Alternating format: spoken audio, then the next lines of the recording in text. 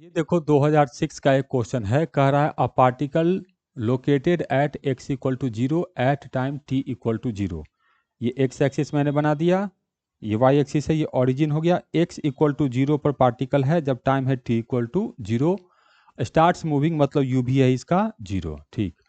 Along with the positive x direction में जा रहा है with a velocity v that varies as v equal to alpha into root x. मतलब जब ये यहाँ से x डिस्टेंस पर है तो इसका स्पीड है v equal to alpha root x. तो डिस्प्लेसमेंट का टाइम के साथ क्या रिलेशन होगा वो हमको बताना है। कैसे क्वेश्चन को बनाएंगे देखते हैं। तो v का हम लोग को इक्वेशन दिया हुआ है, तो v दिया हुआ है हम लोग को अल्फा रूट एक्स।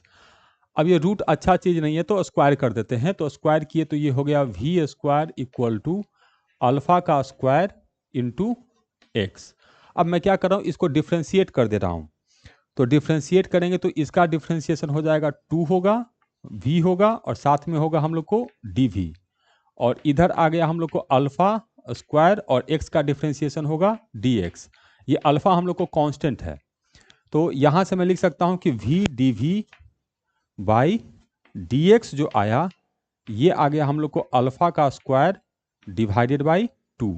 अब ध्यान से देखो, ये एक्सेलरेशन है। एक्सेलरेशन का दो फॉर्म होता है, एक होता है acceleration a equal to d v by d t, ये भी एक्सेलरेशन ही होता है, और एक एक्सेलरेशन होता है v into d v by d x, ये भी एक्सेलरेशन ही है।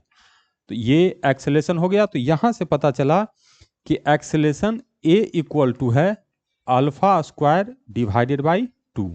अब ये पता चला कि ये एक्सेलरेशन तो कांस्टेंट है, अल्फा भी कांस्टेंट 2 भी कांस्टेंट, तो एक्सेलरेशन आ गया हम लोग को कांस्टेंट। जब एक्सेलरेशन कांस्टेंट हो तो डिस्प्लेसमेंट s का फॉर्मूला होता है s equal to u t plus half a t square. U तो 0 है तो s इक्वल टू हो गया हम लोग को हाफ एक्सेलरेशन है अल्फा का स्क्वायर डिवाइडेड बाई 2 और साथ में आ गया हम लोग को टी स्क्वायर।